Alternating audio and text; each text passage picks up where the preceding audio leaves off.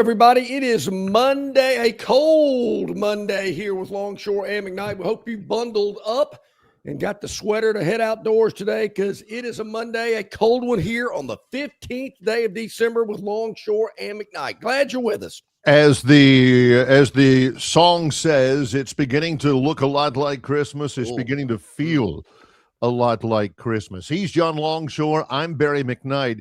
Yesterday, I was traveling with Troy basketball. Troy got a last-second putback at the horn to beat UAB in Birmingham, 86 to 85, beating the UABs. But beforehand, we get in the bus and we're driving up there, and it was all fine. We go in there, we play basketball. We're in there for about 3 hours and come back out, and it is freezing out there. Chilly. We went in, it was fine. We go out, and it was freezing, and it's been freezing ever since. Be careful out there. Hopefully you had your faucets dripping and all that.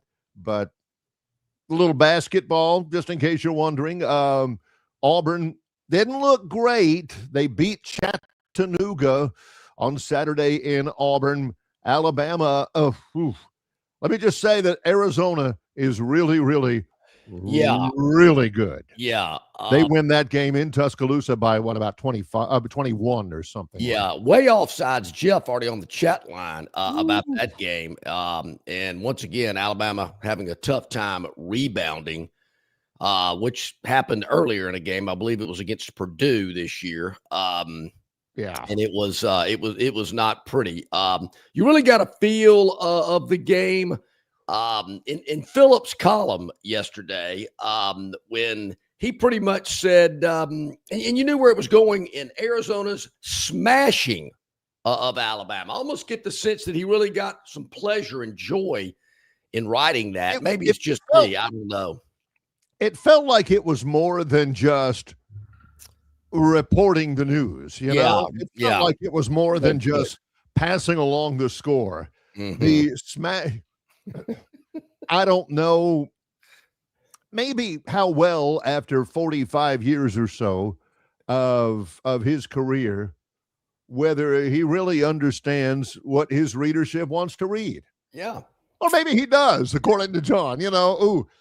If Philip is, I don't know, catering to his subscriber list, and he does know it, maybe he is pretty smart to say Arizona's impressive win or Arizona's smashing. As a matter of fact, John, the fact that he even mentions that basketball game at all. Well, AuburnUndercover.com speaks to his knowledge of his constituency also. I just, in the years and decades and decades that I've been following Philip, I would say, Barry, and there again, just my opinion, if Alabama had somehow won that game, you wouldn't have heard a peep about it. I'm just saying. What everybody wants to talk about, besides the Cowboys losing again, to the lowly Minnesota Vikings. And somebody else had a comeback yesterday, just 2 in a row. That also has made the chat line to this point. The Jacksonville Jaguars have sewn up the division. How about that? They a big winner yesterday over the Jets. But I'm gonna see those Jets Sunday, Barry, believe it or not. Hey, there you go. Yeah. It's going to be a big weekend because this week, well, really starting on Saturday with this past Saturday with the Celebration Bowl up in Atlanta. This starts the college football postseason. Barry, here we are. And it kind of hit me. I was in downtown Montgomery Saturday night. I was at an event at the Renaissance Hotel, and boom, I ran into the entire Troy football team. They're already there. They got Troy stuff all over the hotel. They got the bowl logos everywhere. Saw players, managers, coaches walking around. So they're already in town, which, the more I thought about it, I said, well, yeah, duh. Heck yeah, they are playing tomorrow night. Yep. So it was good to see the whole crew down there. It starts, the real bowl season. Nothing against the Celebration Bowl or anything, really not. But Troy and Jacksonville State tomorrow in the Salute to Veterans Bowl at Crampton Bowl tomorrow night at 8 o'clock on ESPN. It's a great spotlight on the city of Montgomery, a great spotlight on Troy and Jacksonville State. That's tomorrow. The bowl season continues. A couple of Sunbelt teams play on Wednesday. One Sunbelt team plays on Thursday. So we've already kind of started the bowl season last Saturday with the Celebration Bowl at Mercedes-Benz in Atlanta. We begin the real bowl season on Tuesday. And then for a lot of people, the only thing that really, really, really counts begins on Friday. Well, it does, Barry. Are your thoughts about Kalen DeBoer releasing a statement yesterday? Team has already practiced, started that back on Friday. Just saying, I'm not going anywhere. Happy here. Family's happy in Tuscaloosa. Love the president and administration and board of trustees and the AD, the normal stuff. So, there again, I don't have any reason not to believe Kalen DeBoer. I don't know if it's just, let's just say this to keep everybody pacified till maybe later on. I guess where I'm heading with this is this similar to Troy and Auburn playing football? I got to see it to believe it. I mean, is this just some kind of statement they throw out there to keep everybody happy? And then, well, after second thought, I don't think it's going to happen, but I do think it's only fair that I put it out there. This is why people don't trust the media. This is exactly why. Here's what happened. Michigan fired their coach for a cause late in the coaching cycle. And, with the arrest he had and the charges and the arraignment and all that, it's a mess up there. So one of the first guys, and John and I commented on it. What do you think about Kalen DeBoer being mentioned for the Michigan job? Well, yeah. I get it. I understand it from Michigan's point of view. Why not? I mean, I would think he'd be one of the top one or two. Get that. But I don't think Kalen DeBoer is going to take the job. I don't think he's interested in that job. That place is a mess right now, and he's got it pretty good at Alabama. Okay, so that's the case. It turns out that on the surface of things, we were right. He issued a statement saying he and his family are, quote, extremely happy in Tuscaloosa. And his entire focus is on the job at the University of Alabama. He hasn't talked to anybody about it. He hasn't heard from anybody about it or anything like that. So where does the story go from here? AL.com writes, what took Kalen DeBoer so long to issue that? John Longshore says, I don't know. I'll believe it when I see it. So for the random unwashed members of the viewing and listening and media consuming public out there, the story was over. Well, Michigan probably was interested in it, but Kalen DeBoer says he's not interested. And then you got people saying, but what took him so 4 long days to say no, huh? Well, in his defense, Barry, hey, man, we got a group of guys going down to wherever to play golf this weekend. You interested? And then who's in that group. And you're kind of going, yeah, let me get back to you on that. I got to check my schedule. Basically, you're looking for a better offer. And then you come back, hey, sorry, I'm just getting back to you. I'm not going to be able to make it this weekend. Unless that one guy that is on that trip, all of a sudden, he gets the flu or something. Hey, I can't go. Well, I might.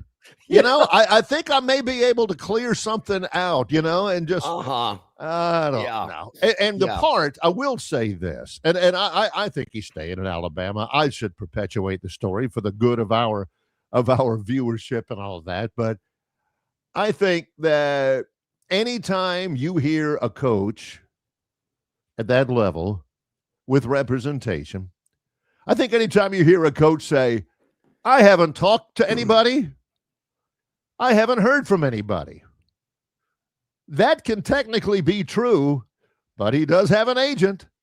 Oh, yeah. And they probably have the agent's phone number. So a lot of times when you see that, man, I haven't talked to anybody, I didn't hear anything at all from them formally until 2 days ago.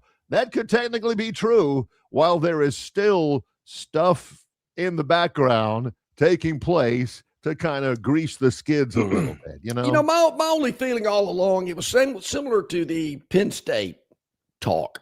I'm thinking, why do you want to jump into that mess? I mean, Penn State fired a guy that had a winning record. Yeah, granted, there were some teams he needed to beat that he didn't. But he had a winning record, clean program. Oh, Michigan is a mess.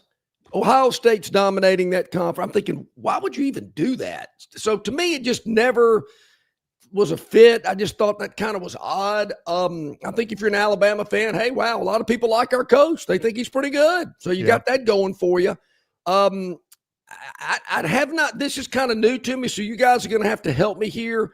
Tobias and way offsides, Jeff. Obviously, former Alabama running back Damian Harris has said some things about Kalen DeBoer. I know he made the statement he didn't believe Alabama should be a playoff team. He was very opinionated about that. But I do not know anything that he said about DeBoer. So if you guys can be a little bit more in detail on that, I appreciate it. Maybe it sounds like Damian Harris said that, DeBoer's going to get fired if they don't beat Oklahoma on Friday. I don't think that's the case either. Well, Bob from Pike Road, he says the issue with DeBoer coaching at Bama is over. He has put that to bed. You have to take the man at face value. When Bama whoops Oklahoma Friday night, things will get exciting in Titletown. Bob, are they not exciting in Titletown? Let's just say they've been more excited before. I mean, you're in the college football playoff, the 12-team playoff for the very first time. Yeah. You are the regular season SEC champions. It's not exciting. Yeah. Well, I think, Barry, I have to use this word cautiously. I think there's a little concern. That's a word you haven't heard Bama fans say in about 20 years. There's a little concern. I mean, they're in the playoff. They're excited, but they don't want to be one and done because the football world's going to go, told you, didn't belong. Should have never had Bama in this playoff. Didn't belong last year, and they griped about it. Finally cut them a break and got them in, and look what they do. So there's a little pressure, I believe, that to show the football world, here we are. And then, of course, Barry, don't want to get the cart before the horse, but they all know what is what lays ahead. Oh, the Rose Bowl. It's in the fight song, So they don't want to look ahead, but they do know that, Pasadena could be there. It's within our reach. That can't be right. I mean, that's got to be wrong. I'm not saying it is wrong, but I'm saying it's got to be wrong. A chance to move on into the quarterfinal round of the college football playoff, and the carrot in front of the horse is, Pasadena. No. The opportunity is a broader opportunity to move on and continue what I believe will be your ultimately fruitful quest to win the national championship, and you move on to the next round. You avenge Oklahoma. You move on to the quarterfinals of the college football playoff, of which only 8 teams would remain. True. But it's not that. It's, the Rose Bowl. Remember when we got drummed by UCLA there? Oh, it was so good. Oh, don't forget about Michigan. Of course not. Last time they played, they lost. Yeah, and I get it. You're right. First things first. But Bama fans, they're always looking ahead, thinking what could be out there. But no doubt about it, the most important is Saban won the national championship, and that night after the press conference, he says, "Can we cut this short? I got to go recruiting. We got some people coming in for next year." Always looking ahead. You got to take care of Oklahoma. Embarrassing loss a month ago. Should have won the game. Will some of the key players be back? We'll probably find out more about that this week. I do understand one of them was practicing on Friday. So we'll see as the week plays out who will be available for this game. But I'm with you. First things first. And Bama, Barry, if they lose that game, the football world, as I just mentioned, shouldn't have been in.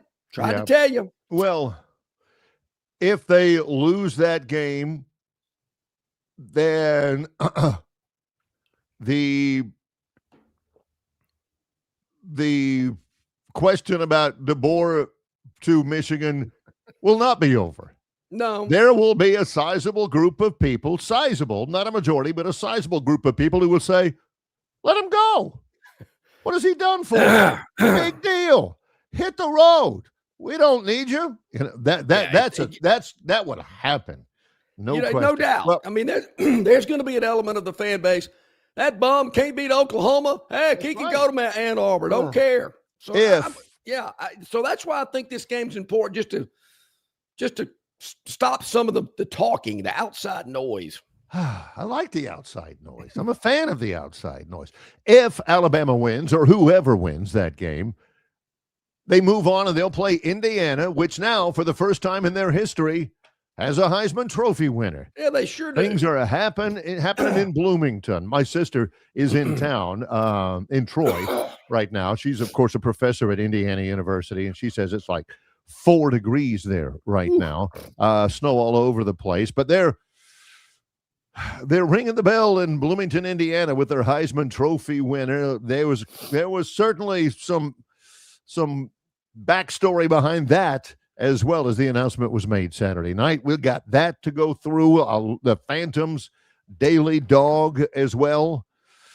This week is bowl week with the college football playoff actually starting on Friday night, Alabama versus Oklahoma. And I'm looking, Barry, I'm seeing a scattering of 1.5, some ones out there. Majority of them are 1.5. Bama, a favorite on the road Friday night at this point. We've got a lot to get to. He's John Longshore. I'm Barry McKnight. It's Longshore and McKnight in association with Yellowhammer News, presented by Bud Light. Located just 8 miles north of Alabama's state capital, Capitol Hill features 3 18-hole championship courses. With more than 1,500 acres of golf and nature, the pure magnitude of this facility is amazing and allows each course to be drastically different from the others. Capitol Hill also features an innovative 360-degree driving range, 400 yards in diameter. Capitol Hill offers a fully stocked pro shop with the latest equipment and apparel. Great food and beverages in the clubhouse can be enjoyed both before and after your round. Get your group together and hit the trail. Go to rtjgolf.com/Capitol Hill for tee times and more information. The dreams that matter most happen while we're awake, because they're the ones that remind us of the places we want to go, of the ideas we plan to pursue, of the legacies we hope to leave. We understand you have goals to meet, and we want to help you reach them, to fuel your vision and invest in whatever motivates you. So we want to know, what inspires you? Synovus Bank, member FDIC. Phoenix Physical Therapy is ready to help patients recover, recharge, and rise. They develop a customized therapy plan for each patient to get them back to enjoying their favorite activities. Their experienced team is committed to providing exceptional care in a professional environment.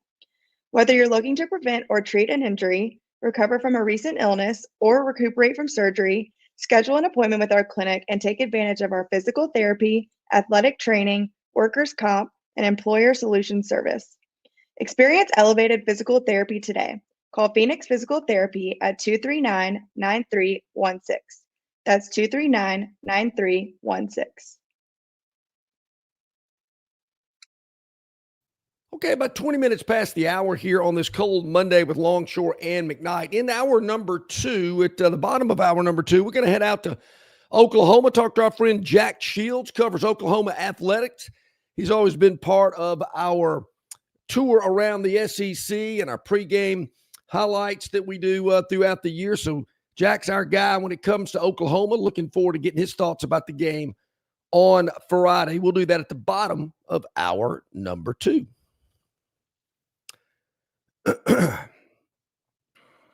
Rob Reiner has passed away. He was he was great in The Wolf of Wall Street. He and his wife were found dead of stab wounds last night in their Damn. home. Wow. Meathead from All in the Family. There are college football playoff games. Again, they begin on Friday with Alabama versus Oklahoma. Yeah. Saturday, Miami and Texas A&M from Kyle Field. Tulane at Ole Miss from Oxford. James Madison at Oregon. I don't know anything about what this means, but the lowest get-in ticket prices at, I believe it's StubHub, is for the James Madison Oregon game, which is the final game on Saturday, which begins, I believe, at 6:30 Central on TNT. As of right now, if you go online, reportedly you can get into the James Madison Oregon game starting at $134.40. Not a good look for JMU if their ticket prices are the lowest out there. Yeah, heck, I think that's what an Iron Bowl ticket costs these days just to get in. The second lowest ticket prices are for Alabama, Oklahoma. Tickets starting at $217.20. Barry, I heard this Friday, and I've just been whipping around all weekend, so I didn't get time to you and me both really get to the bottom of this. I had heard Friday that Alabama did not receive a lot of tickets. I mean, a minimal number of tickets. I found the number to be a little hard to believe. I don't know what the setup is. I mean, if you get to host a home game, even if it's a regular season home game, you're giving the opposing team 8,000 to 10,000 tickets is normally normally what it is in a regular season game. But I heard that number was extremely lower than that. There again, I haven't gotten it confirmed. I don't know anybody that's going to Norman. I'm sure if I dug around, I could find somebody I know going out there. Really? But okay. I would like to know how many tickets the opposing teams get. Does the playoff committee set that number? I can't believe the schools set the number, but maybe they do. I wouldn't imagine. And is it a percentage? Like, Autzen Stadium in Oregon is smaller than Kyle Field in College Station. Do they get, 1,000 at Autzen Stadium and 1,000 at Texas A&M and, 97,000 other tickets go to somebody else? How does that work? I'd like to know. Because the number I was told, I said, there's no way. Got to be more than that. But there again, don't know for sure. Yeah. I don't know what the number, I'm sure you're going to tell us here. I'll be interested to see what this ticket price is, because I've got a lot of relatives that will be in Oxford, Mississippi on Saturday. They were graduates of Ole Miss, and they are heading back to see the Rebels against the Green Wave. What's the story with that ticket price, so I can kind of needle them about how much they had to fork over to get in? Again, just for reference, JMU, Oregon, $134. Bama, Oklahoma, $217. Use that as reference. $217 for the number 8 versus the number 9. Ole Miss and Tulane, $372. Tickets starting at Merry Christmas. That is $155 per ticket more than Alabama, Oklahoma. I wonder, Barry, just thinking off the top of my head here, if the Alabama-Oklahoma game was being played in Tuscaloosa, it's a larger venue. Don't know how many more seats Bryant-Denny holds over the stadium there in Norman. But I got to believe those ticket prices would be higher than $217. I would guess. Yeah, I certainly would have guessed that they would be more than Ole Miss and Tulane, although this is a big deal in Oxford. But like everything else, it has been affected by the current circumstances in college football. Ole Miss in the college football playoff, number 6 team in the whole land. And they've got an interim coach. Yeah, that's crazy. The most expensive ticket, Miami versus Texas A&M. Kyle Field. 100,000 people. It is 11 o'clock in the morning this coming Saturday. Tickets starting at $426. Now, in Alabama's defense, Barry, they are the highest rated program when it comes to television viewership. So maybe there's just more people watching them on TV than going to the games.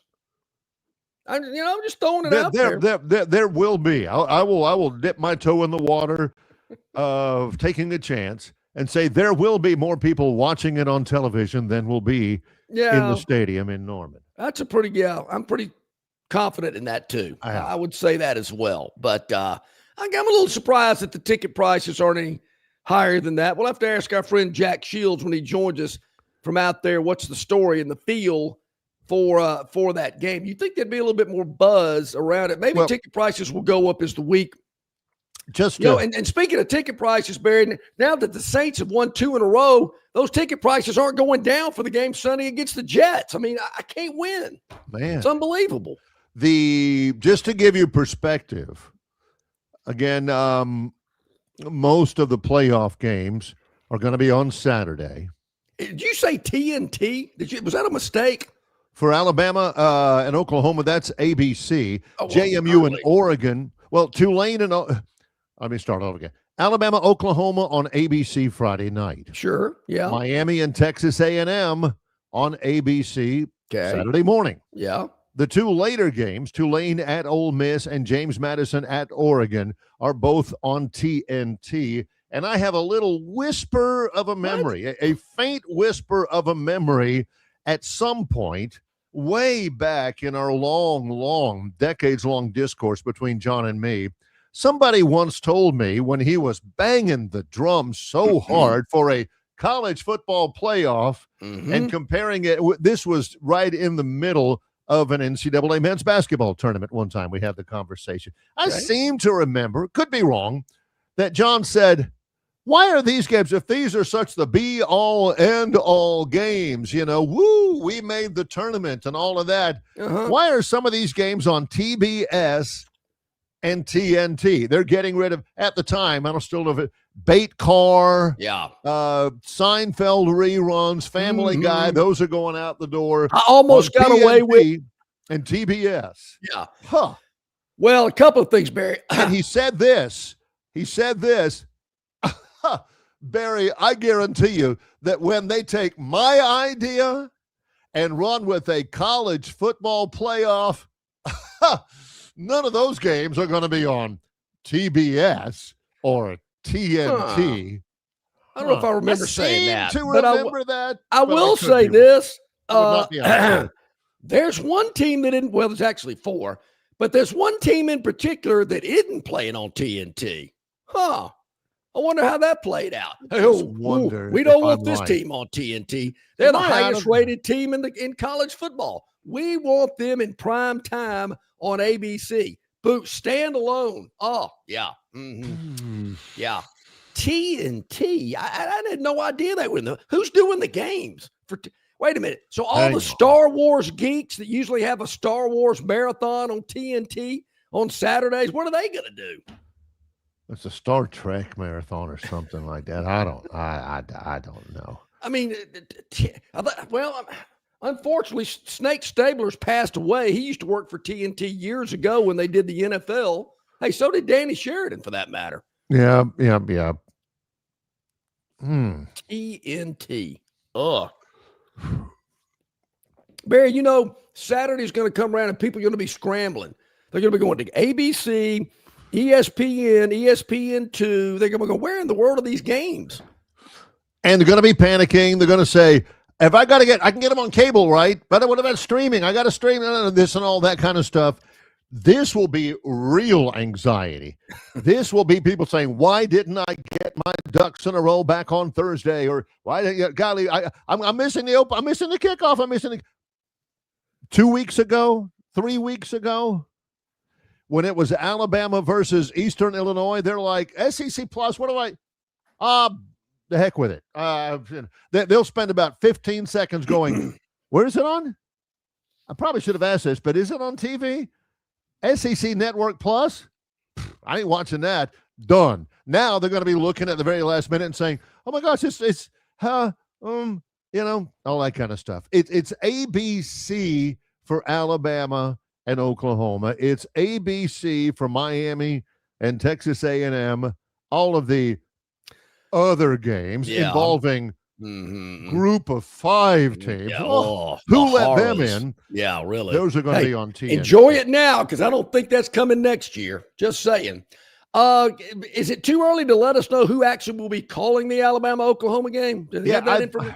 I'm looking at it. I don't have the Alabama game notes. The Alabama game notes aren't out yet, neither for Oklahoma. But I will. I was looking for that a moment ago, unsuccessfully, and we'll continue to look. Let me see what I can find here. Okay. Alabama and Oklahoma. Snap. Chris Fowler, Kirk Herbstreit. Oh, well, I mean, on the Miami Texas A&M game, 11 o'clock this Saturday morning. Sean McDonough and Greg McElroy. So an 8-9 game gets the number 1 broadcast team. Yes. And a higher seeded game gets the B team. No offense. I honestly do think it is in Fowler's contract, or Herbstreit's, or both, that they get to have a large input into which game they call every week. Oh. I mean, they set which games they're going to have. Yep. And then Fowler and Herbstreit, they get a chance to say, we want that one. That's the one we want. So I bet they had a lot of input into it. The Tulane-Ole Miss game, Saturday afternoon at 2:30, Joe Tessitore and Jesse Palmer. And then the night game, James Madison and Oregon. Bob Wischusen and Lewis Riddick. To which John says, that sounds about right. Barry, I think they do that with the basketball tournament. They'll use CBS's talent on these TBS and True TV games. They've got some kind of deal. Tobias with a lot of great questions. Tobias claims there were a lot of flags thrown in that Saints game yesterday. I didn't get to see it, but hey, the way the game ended up, no problem. Tobias says, how long is the leash on Ty Simpson on Friday? And I found that interesting, Tobias, because it's a one and done scenario. And if things aren't going well, does Kalen DeBoer put in another quarterback? This ain't like bringing Tua in at halftime of the national championship game and rallying him to a victory that will long live in crimson.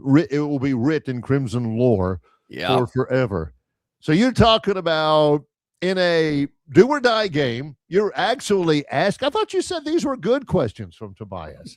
How long is the leash on Tyler Simpson? It will be on Ty Simpson. It will be long. So you're talking about in a college football playoff game, if Simpson throws an early interception or fumble or something like that, or the offense goes 3 and out the first 2 times against a pretty sporty Oklahoma defense, we're going to see a true freshman.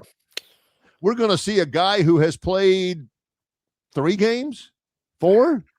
Really? Is that a question? Ty Simpson is going to go until Ty Simpson can't go anymore. And you better hope the offensive line keeps him upright, because if he gets hurt, I'm telling you, you are in trouble, Bama fans. Really? I mean, I don't know. I spell Trouble. I'm just looking to see if there's some quick slant routes, some quick out routes to kind of soften up this defense.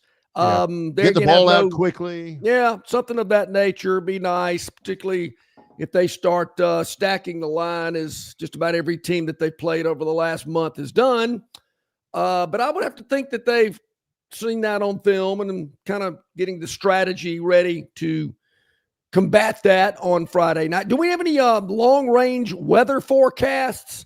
Even though it is extremely cold here, I wonder if all this is moving out and the temperatures will be more comfortable for the game on Friday. We'll probably find out a little bit more about that in less than an hour when we head out to Norman and check in with our friend Jack Shields, who covers Oklahoma athletics. Lots to get to. Fernando Mendoza wins the Heisman Trophy. Not surprised. The Heisman Trophy voting was fairly close. I love Mendoza. Love him. Recognized his mother, very emotional. Yep. Recognized his grandparents, who were Cuban, and spoke to them. They were in attendance, and he spoke to them in Spanish, fluent Spanish. Yep. It was great. Just a great representative of college football and everything. Unlike, unfortunately, the runner-up, Diego Pavia. Later on, Diego, to his credit, did issue an apology for his comments, but on his Instagram account, Diego says, F the voters. I'm with my people. And it showed, video of him partying and all that kind of stuff. So I'm sure the Vanderbilt Yuckity Yucks love hearing and seeing that. Oh, they probably loved it last year when they beat Alabama in Nashville, and he's on there. He says, we are bleeping turnt or something like that on national TV. That's a great representation of Vanderbilt. He later did apologize and all that. I'm sure he meant it. But the damage was already done, and there's a lot of people who are saying, well, I was kind of on Pavia's corner. I kind of was hoping for him. Not anymore. That's the kind of thing that you really have a hard time. Yeah, I mean, come on. You got to grow up and be mature and not act like a child when things don't go your way. Yeah, Mendoza ended up with 643 votes. I say it was relatively close. It was not. He ended up with 643 total votes. Pavia was second with 189. Then Jeremiah Love. Then Julian Sayin, who had 8. I think Philip voted for Pavia. Ty Simpson was not in the top 10. I didn't even know. Let's see. There were 3 SEC quarterbacks who finished in the top 10 in voting. Pavia from Vanderbilt was second. Gunnar Stockton from Georgia was 7th. Oh, wow. Trinidad Chambliss, who wasn't even the starter at the beginning of the year, finished 8th for Ole Miss. Pretty impressive with that young man. Oh, my gosh, yes. Saw a press conference with him over the weekend. Guy's got a lot going for him. First Heisman Trophy ever at Indiana. They are the only undefeated team out there. Yeah. Coming off a huge win. And saying, Barry, if Alabama does win Friday night in Norman and goes to Pasadena to take on this Indiana program, they have a history of playing really well against Heisman Trophy winners. Gino Torretta probably leads the list. Oh, gosh. I can think of about 2 or 3 others that they did pound him.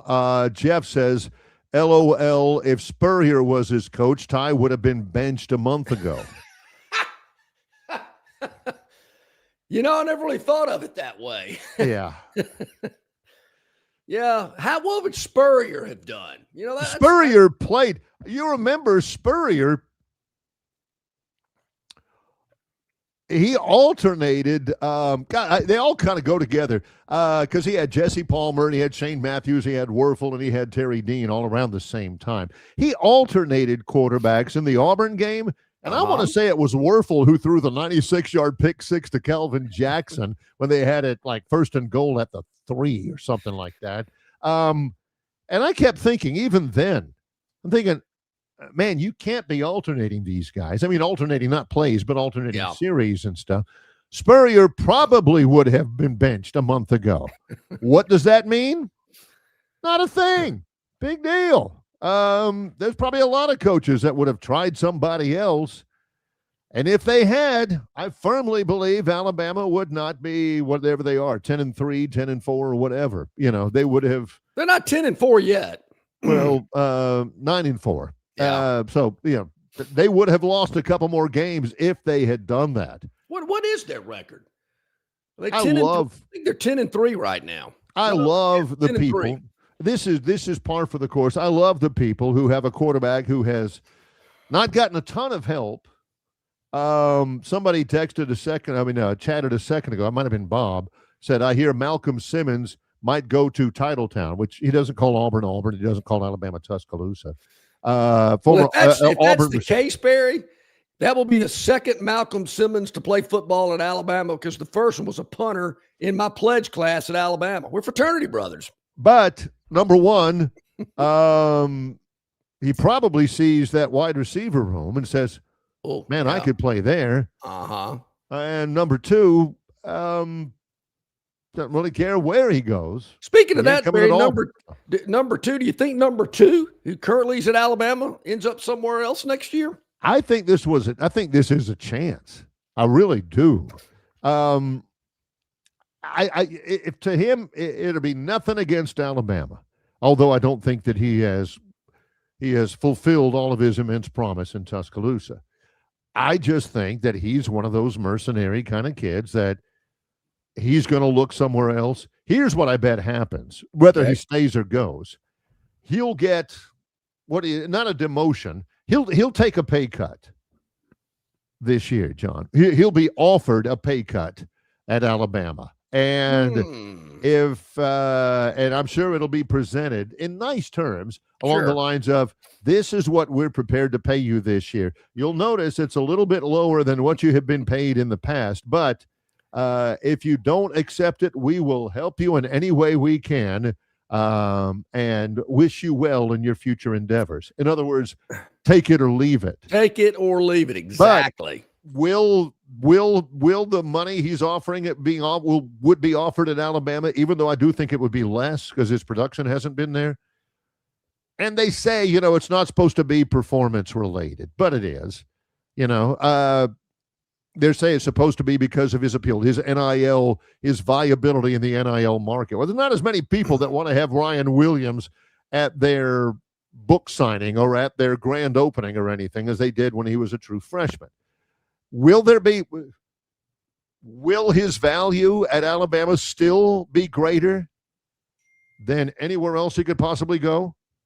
Will there be anywhere else that is you're only getting so-and-so at Alabama after whatever it is, 30-something catches? Yeah. We'll pay you more to come to Austin or Charlottesville or someplace. I think you're going to see that type stuff. You'll see that type stuff. Tobias, I need Theotis, excuse me. This is Theotis. Something about Alabama becoming a perennial 4-loss team. Yes. That's copyrighted. Yeah, it is copyrighted, and they're not there yet. But to me, you got to go more than 2 years. I mean, I don't know how many times the Tide has finished with 4 losses, but I think you'd have to have a double-digit number to be labeled a perennial 8-4 program, something of that nature. But I see you working there. I see you working there, Theotis. We see you working, Theotis. And bear in mind, there are very likely other Power 4 schools around this country who have had more 4-loss seasons than Auburn has. It's just somewhat unfortunate that a media personality has dubbed that school particularly as a 4-loss team, and it seems to have stuck. There may be other teams that have more 4-loss seasons than Auburn has, but that's not the one that has the nickname, unfortunately. Who knows how those things work, Let's take a break. Let's take a quick break. It's Longshore and McKnight in association with Yellowhammer News, presented by Bud Light. You're not buying sticks, stems, and pine cones. You're buying premium long-diddle pine straw from River Region Straw. Kenny and his staff have access to the best pine straw in the River region, full of color that will last all season long. Kenny has locations in Montgomery, Prattville, and Auburn, and no order is too big or too small, from a few bales to an 18-wheeler trailer load. Pickup is available, or your order can be delivered. They can even spread your pine straw if you like. So call or text Kenny today, 669-5959. That's 888-669-5959 for all of your pine straw needs. Known by avid golfers as one of the most beautiful and challenging stops on the Robert Trent Jones Golf Trail, Cambrian Ridge in Greenville lies just 40 miles from Montgomery. It is well worth the ride for any golfer looking for 27 holes of jaw-dropping golf. The greens have been redesigned to accommodate the higher green speeds associated with their installation of the latest generation of ultra-dwarf Bermuda grass. Cambrian Ridge offers a fully stocked pro shop with all the latest equipment and apparel. Great food and beverages in the clubhouse can be enjoyed both before and after your round. Get your group together and hit the trail. Go to rtjgolf.com/Cambrian Ridge for tee times and more information. Get a head start on holiday travel with Montgomery Regional Airport. Book early and save big on flights to your favorite holiday destinations. Whether you're visiting family or living out your dream stay, you can count on MGM to take you there. Fly easy, fly MGM.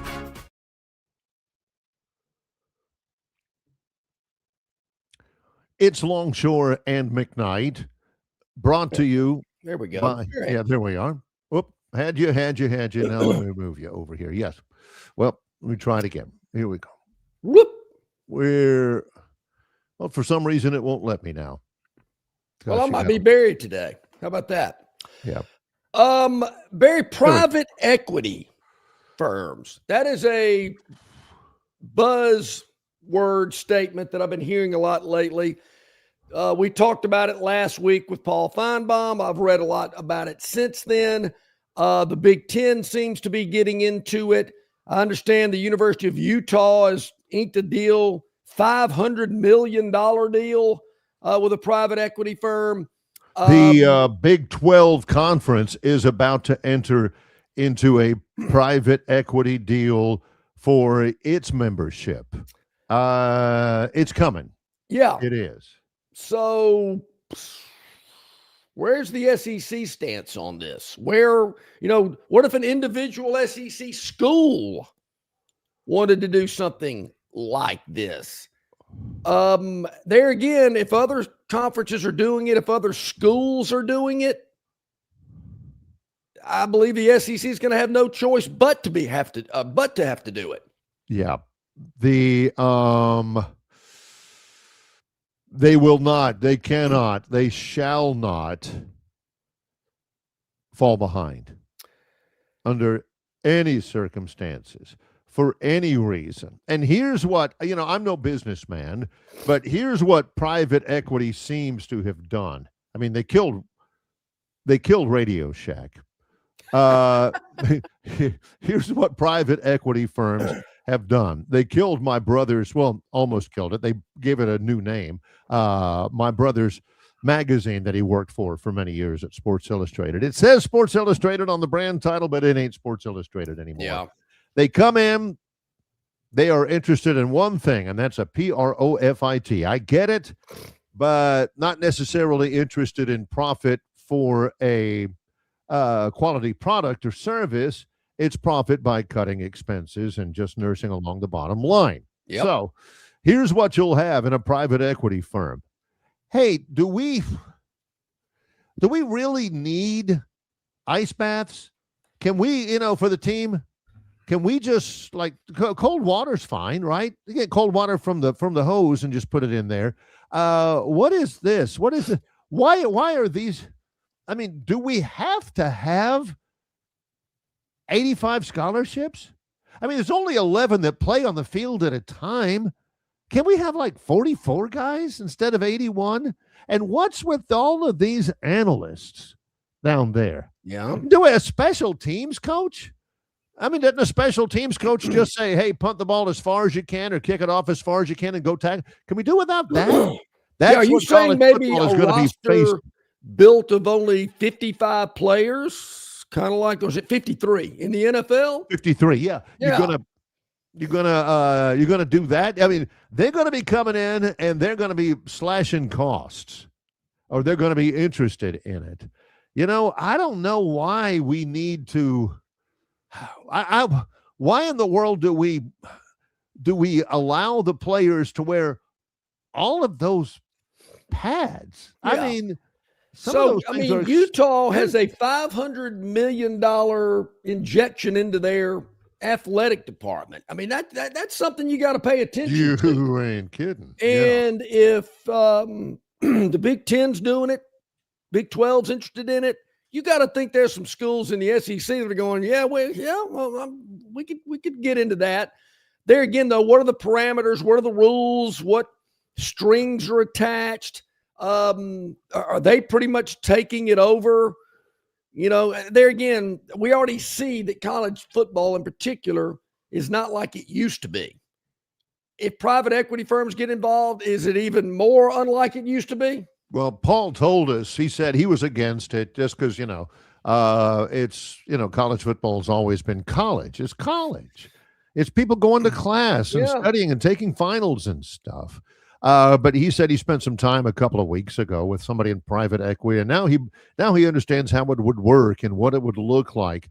The guy whose name escapes me, I think his first name is Cole somebody. He's the big donor at Texas Tech. He's the reason why Texas Tech is in the college football playoff with a first-round bye. Yep. Is because of him and all the NIL they put. He says that college athletics, particularly college football, is severely under marketed. He says there is so much money that is out there to be harvested in college football that's just not, because the people who run college football are old, pointy-headed, egg-headed academics, pocket protector wearing geeks, to use a longshoreism, that aren't money people. They've never run a business or anything. They just sit up there with their tweed suits and the ivy-covered towers and teach Romance languages or something like that. But he says, just run these like a business, and there is so much more money out there. And I'm thinking, money to what end? They're already making a lot of money. They're spending a lot of money, which Patrick Ewing once famously said on Roma, you have to spend a lot of money to make a lot of money. Yeah.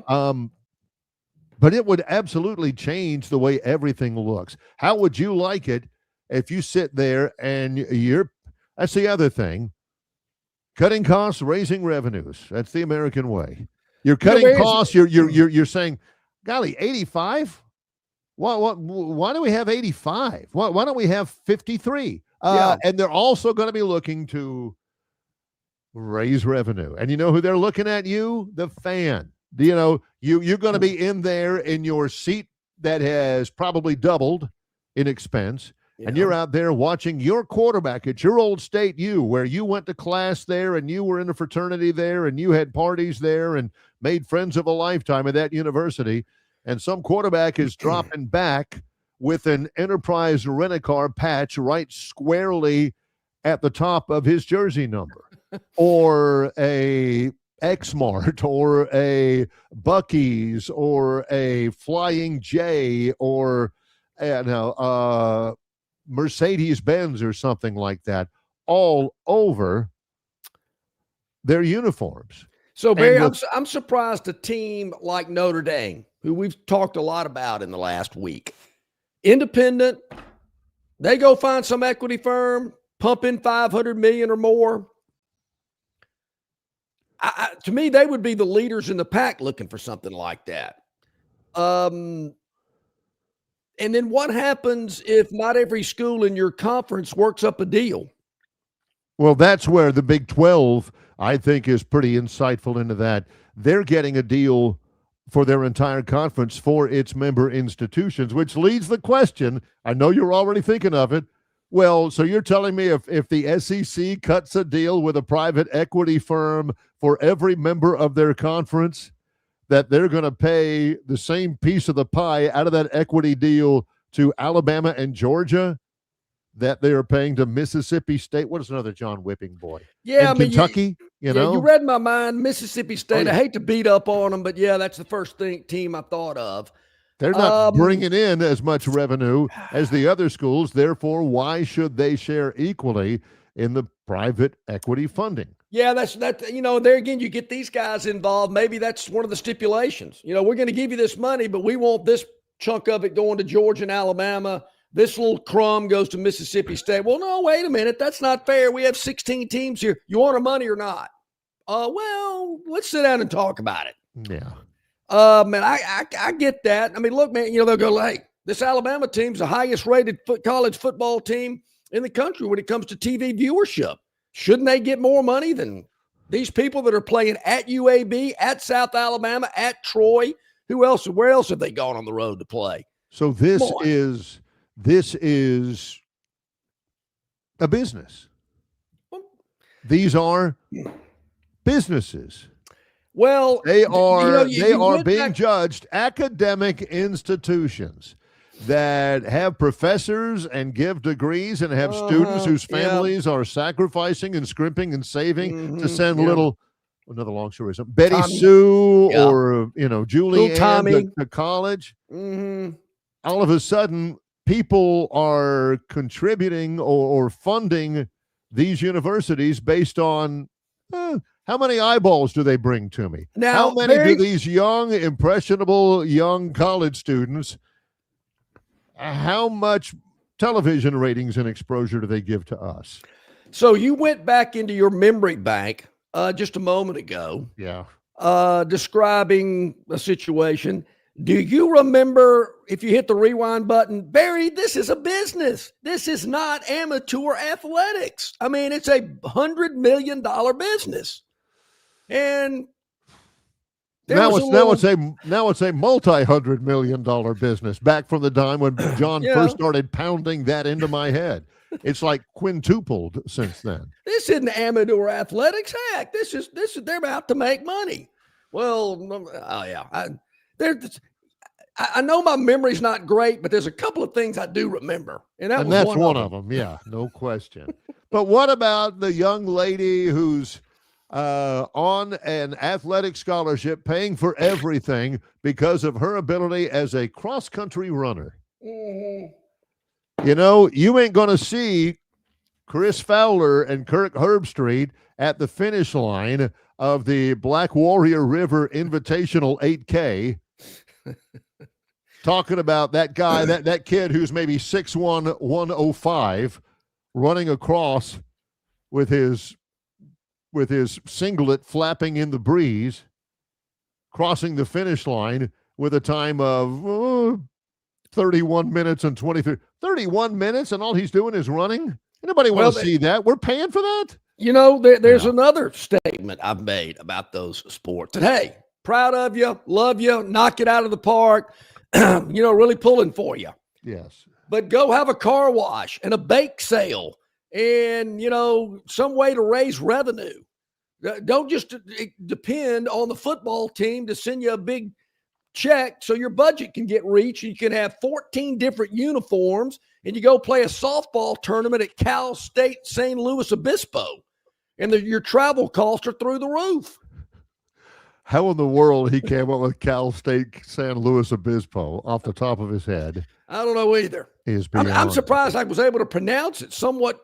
Well, no, he's wrong. It's Cal Poly now, but it's he'd still just be able to bring that up because it used to be. Oh, is it? I didn't know that. San Luis Obispo. Yeah. So they shortened the name just to go to Cal Poly. Can you blame them?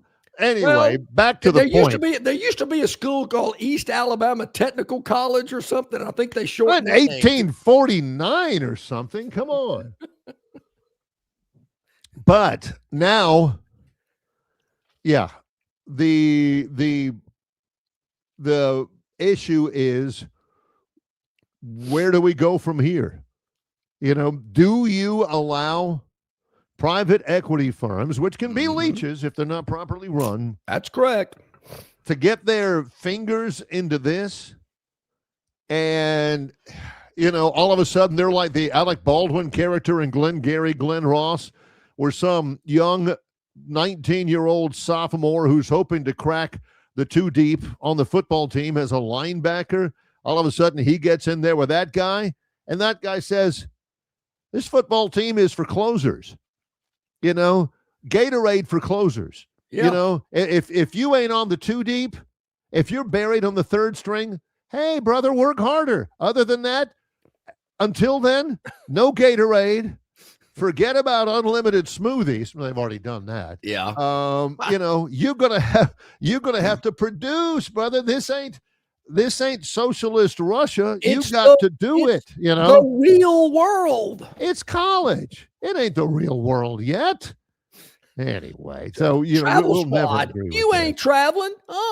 Yeah, you're not taking a seat on that plane. Not happening. You stay home. But I've worked just as hard as everybody else has. We're after results here, son. And you think they were after results beforehand with Bear and Saban, and you have got to create value yourself by being productive in the team setting. Forget that. Not only are you not on the two deep, not only are you not traveling, but now you're going to owe us some money. You're going to have to pay some of that back. I hope you put it away, socked it away, and didn't go spend it on wine, women, and song, because you're going to owe us something. That's your draw, off of your commission. You ain't getting no more commissions if you continue to sit the bench. And if you don't start bringing in some new advertisers and revenue, you're gone. No. See, John, no, that's back in the that's not college football anymore. Oh. Yeah. Take a break. Dennis Mitchell was asking about the radio business on the chat line earlier. Bill from Baltimore, private equity smoothie machine. Hey, Bill, Auburn hooks up with Smoothie King. Wow.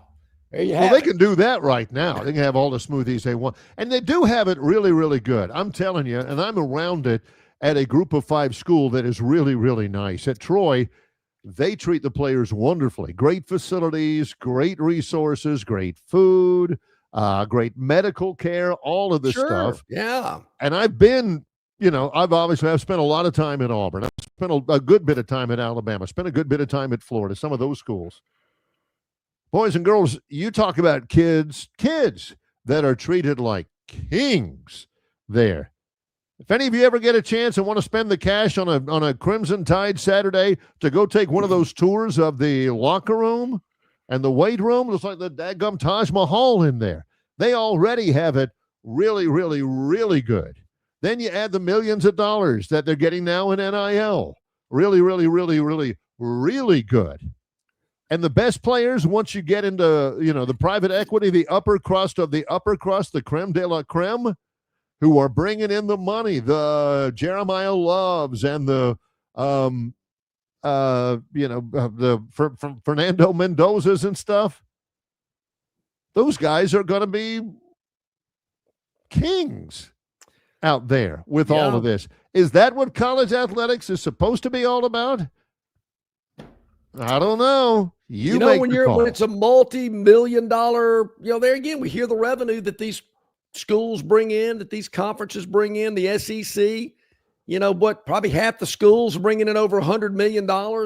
I'd say that's big business. It is big business, but it's not. Again, my original point is I always loved looking at those Saturdays down. The SEC storage or the history of the SEC.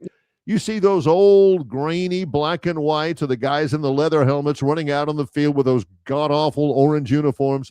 General Bob Neyland's Tennessee Volunteers with star halfback Beatty Feathers run out on the field at Watkins Field in front of 18,000 strong to take on the Crimson Tide. To me, that's what college football is supposed to be. College athletics is supposed to be about.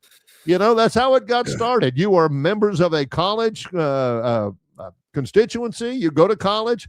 I think I may go out for the football team, Biff. Boy, that'd be peachy keen, Freddie. Why don't you give it a try? That's the way it was supposed to be. And now you got guys driving Lamborghinis and Dodge Chargers and stuff to their events where they're paid thousands of dollars. They take an online class every once in a while, and then they go to practice. That ain't what it's supposed to be.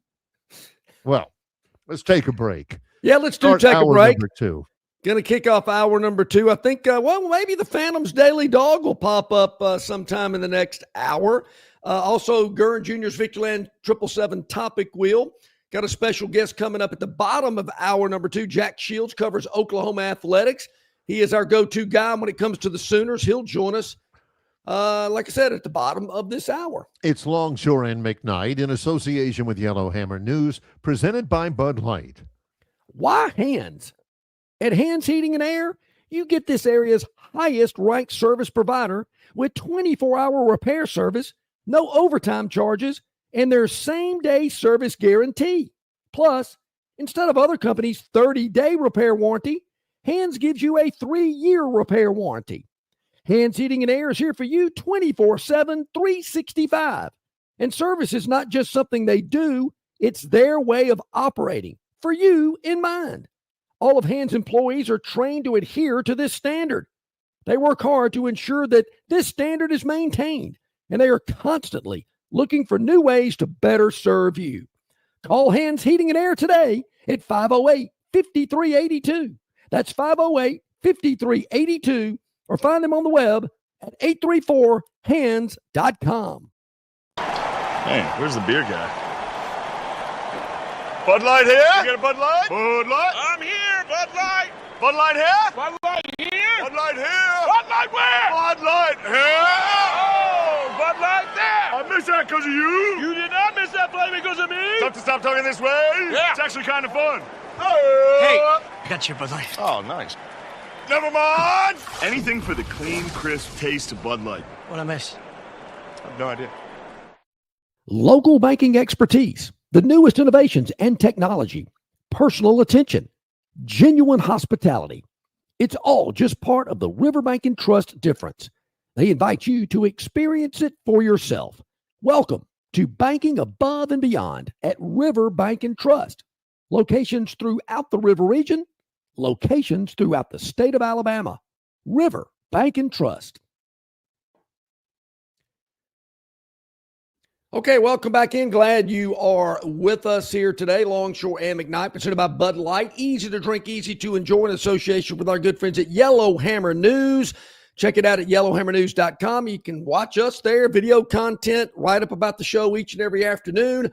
Also on Facebook, YouTube, Instagram, X, Spotify, Apple Tunes. I could go on and on. Wherever you get your podcast, you can find us as well. Just type in Longshore McKnight. We'll pop up. It's cold in Ocala, Florida as well. Wow. Glad to hear that. Here we got some listeners and viewers in Ocala, Florida, and I saw one up here earlier on the chat line. I wanted to mention. He's watching it from Texas somewhere? Yeah, I think I saw that. Yeah, somewhere in Texas. Yeah, that's awesome. Yep.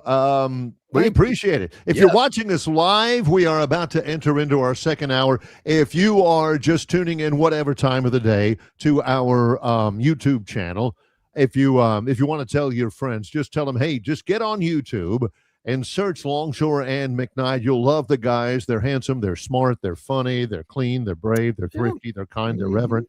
If you're doing that and you just watch us throughout the day, we are here as of right now. Mark, it is an hour and 7 minutes into our show. So you've already missed so much. Go back a little bit. Go back. Yeah. We've talked about, of course, the bowl system. Troy plays in the Salute to Veterans Bowl tomorrow in Crampton, Bolton, Montgomery, tomorrow night at 8 o'clock. I'll be a little groggy on the Wednesday morning show because I'll probably hit the sack about 2-3 o'clock in the morning, Tuesday night / Wednesday morning. Troy and Jacksonville State at 8 o'clock on ESPN tomorrow night to really kind of get the bowl system going. We've talked about the college football playoff. Alabama will open up the true college football playoff Friday night at 7 o'clock against Oklahoma. Alabama, a point and a half favorite. We'll see how that feels to our buddy Jack Shields coming up at the bottom of the hour. The Heisman Trophy, the influx of opportunity for private equity in college football. There's a lot of issues out there going on right now. A couple of things that we can talk about outside of college football. There's a changing of the guard in the NFL. Oh, do tell. I hate this. I do hate this because I get a little bit fatigued of it myself, and I don't hate them.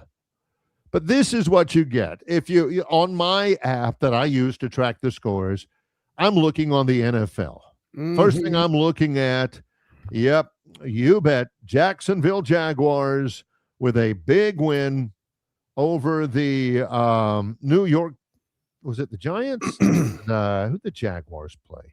All of a sudden, I'm drawing a blank. Yeah, Jags had a big win yesterday, sew up the division, and yeah, against the Jets. I said the Giants. It's the Jets. Sew up the division against the Jets yesterday. Then I'm looking around. Chiefs lose. Chiefs are not going to make the playoffs. Tough. Patrick Mahomes tears his ACL. It's gone south real bad for the Chiefs. And then, of course, right at the very top, they show the Cowboys score. And underneath it, just on my scoreboard, it'll show the score, whether they covered or not, and the logos and all that. Well, on the Cowboys deal, and I hate this for the Cowboys. The Cowboys end up playing last night and losing to the Vikings. Don't you hate that? A Viking team that's already been eliminated from the playoffs. Yeah, that has a quarterback, J.J. McCarthy, who has been horrible so far this year. He's been hurt too, but he's been horrible. He looks like dang Tom Brady yesterday. And this is what they write. Okay, Vikings 34, Cowboys 26 final. Underneath it, it says, Cowboys fall flat in loss to Vikings, likely dealing final blow to playoff hopes. John, is that just a permanent? Do they have that one like in reserve that they can just copy and paste it, putting out there Cowboys playoffs and Cowboys playoffs hopes? I mean, the Vikings won. The Vikings were a winner in Dallas. Yeah. They're not talking about Vikings build momentum towards next year. It's all about Cowboys fall and lost to Vikings. Barry, I'm ready. The playoffs, whether they won or lost that game anyway. We all know that. Usually when a team is not winning, whether it's fair or unfair, the quarterback takes a lot of the praise and a lot of the criticism. If you're winning, quarterback's great. Losing, quarterback's a bum.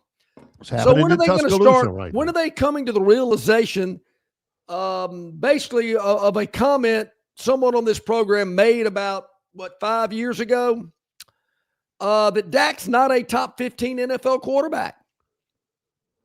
And if you're losing home to a team like the Vikings, who have already been eliminated from the playoffs, I got to think that the national talking heads today maybe are going to start coming around to what yours truly said years ago. I mean, I got nothing against Dak. He was great at Mississippi State. Just don't think he's a great NFL quarterback.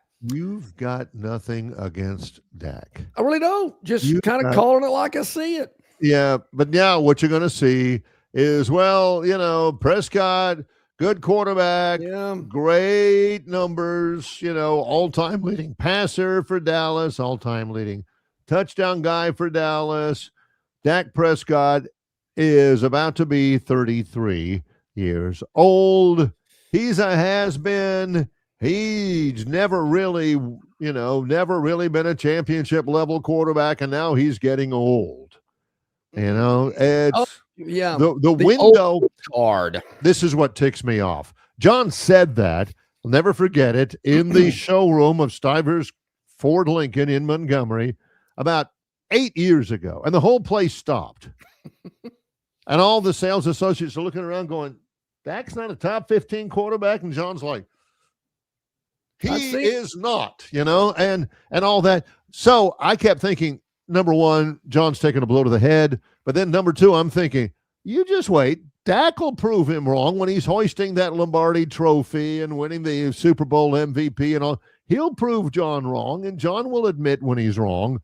That window's closing. It's closing real fast. He's 33, and this year they don't even make the playoffs. And the more that it goes on, and here's a hint, it's not like they're on the verge of winning the getting in the playoffs next year either. The longer it goes on, the more and more John's going to be like, see, told you so. I was right. That window of him proving John wrong is getting almost closed. And I do find it interesting. I'm looking at the NFL standings. I got to tell you, I had no clue that the Jags had 10 wins. They're a double-digit win team at this point, at the top of their division. Trevor Lawrence threw for about 350 or 330 yesterday against the Jets, 5 touchdowns, no interceptions. I'm also kind of a couple of things here. The NFC West with 3 teams with double-digit wins, the Rams, the Seahawks, and the 49ers, pretty impressive. That there's a lot of teams that, well, to put it bluntly, suck. I mean, a 3-win Jet team, a 3-win Cleveland team, a 2-win Tennessee team. Now, how about this division? How about the Robbie from Greenville division? The AFC North. Like John said, you look at the AFC West. Denver has 12 wins. Chargers have 10 wins. There's some good teams there. Jacksonville has 10 wins in the South. Houston's got 9. Look at the AFC North. Pittsburgh and Baltimore lead that division with 7 wins. That's amazing. Woof. The Raiders with 2 wins, Giants with 2 wins. You got the Saints with 4. I mean, you're kind of winning a little bit too much to get that first round draft, the overall number 1 pick. Leave it to the Saints to all of a sudden get hotter, get lukewarm at least in December, and are about to screw it up. Well, as I mentioned, I'm going to see him play the Jets Sunday. Unfortunately, it's a 12:00 game, but I'll manage. Well, unfortunately, it's the Saints and the Jets, basically. Yeah, but the Saints got the Jets, the Titans, and the Falcons. Those are their last 3 games. They could win all 3 of those. Don't do it. Don't do it. So, Barry, I was with the gentleman this weekend from New Orleans, and we were chatting, talking it up, and this, that, and the other. And I didn't first time I'd ever met him. And we started talking and whatnot, and found out his son plays for the Saints. Is that how you got tickets? Well, I don't want to get into all that. Okay, now. all right. Okay. Ryan Moreau, he played at LSU. He is number 87, tight end for the Saints. He's in his 3rd year, he's in a contract year, which I understand is going really well for him. Okay. Foster Monroe. I'm sorry, Foster Moreau. Oh, Foster. Yeah. I know him. Yeah, he's a good player. Yeah, played at LSU. He's having a real good option year. Yeah, I'm impressed. Played with the Raiders for 4 years. Came to the Saints. There again, he's in his 3rd year with New Orleans. He played with he played on those Joe Burrow teams at LSU. Yeah. Interesting story. He was committed to Tulane. LSU had 1 scholarship offer left. He got it. He was playing behind some big-time tight end, a senior at LSU. The guy gets hurt. Foster goes into a game. Leonard Fournette runs right behind him, scores a touchdown. The kid played from that point on. And had a great, there again, had a good NFL career, 7 years in the league, and looks like he's going to be playing 3 or 4 more when he gets this deal signed. But I thought, no way. I was introduced to this man. His father's name is Lyle, and we start talking, and one thing leads to another. Find out his son plays for the Saints. I said, you got to be kidding me. There you go. Real interesting story, but yeah, well, maybe got some tickets out of the deal, but who knows? Well, maybe so. You never know. Yeah, just don't be too good, Foster. I mean, go ahead and make your money, get the bag, but don't be leading them to 3 straight wins and the middle of the pack in the division, and you end up getting the 23rd pick. Let's see, if they ended up 7-10, and at one point they were only had they went forever with 2 wins. Now they won back-to-back, and it looks like they could win the next 3. The quarterback that they need will not be available late in the first round. They need to be top 10 pick quarterback somewhere. And I don't even know who's going to be in. Mendoza will be in. Will Arch be in? Does it matter for him? Anybody impressed with him? Ty Simpson, whatever, who's out there. But, like we talked about last week, I heard a lot of these national NFL pundits raving about this guy from Louisville that they've got as a quarterback. Tyler Shuck. Yeah. They're really high on this guy. So I don't know. Maybe he's the future. I'll give you a report on him next week after I get to see him in person. When we come back, we'll give you a report on the Phantom's daily dog. Bear in mind, the Phantom, Lee Sterling, a lot of the wise guys took a week off. this past weekend. So we do have a daily dog, and it was Correct. not a Friday game. We got some catching up to do with the Phantom and his daily dog coming up on Longshore and McKnight in association with Yellowhammer News, presented by Bud Light. Prattville Carpet is the most trusted name in flooring in the River region. Ray Bowles and his staff have an extensive line of Mohawk, stain-resistant carpeting in all the latest styles and colors. Prattville Carpet also has hardwood, vinyl, and ceramic tile for all of your flooring needs. Professionally installed at the absolute lowest prices. Take advantage of cash and carry vinyl plank at just $239 a foot. Call them today to set up your free measurement for your home, office, lake house, hunting camp, or wherever you need flooring. 285-8117. That's 285-8117, or drop by 2201 Cobbs Ford Road in Prattville for Prattville Carpet.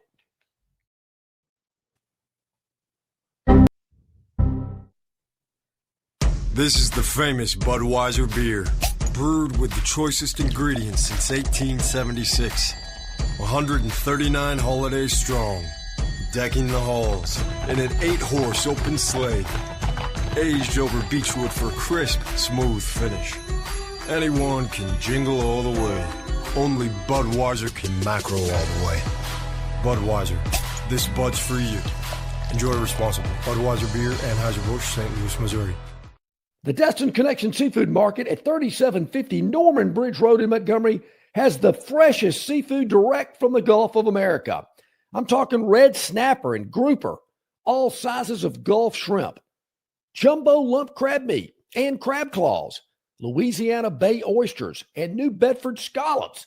They are a full-service seafood market and kitchen serving po' boys, dinners, and sandwiches.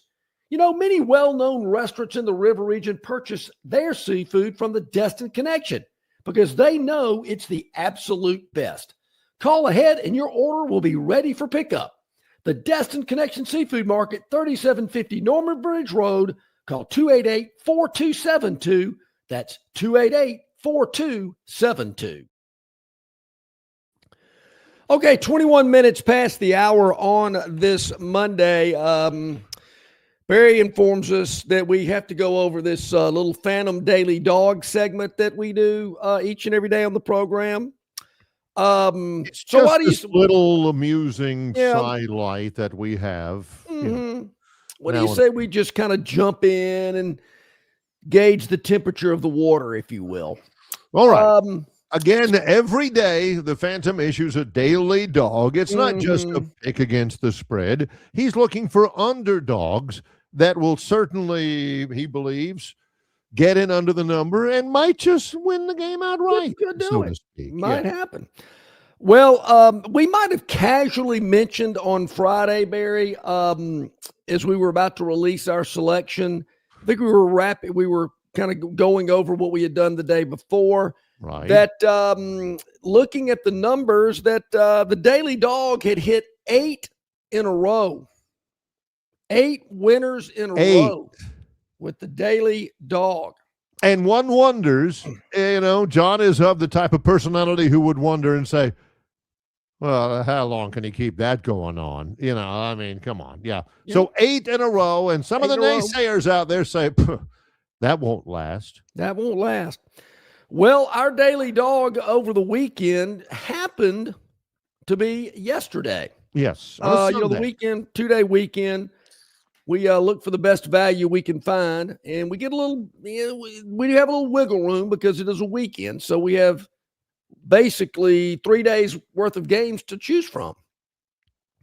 And yesterday was the day in the NFL.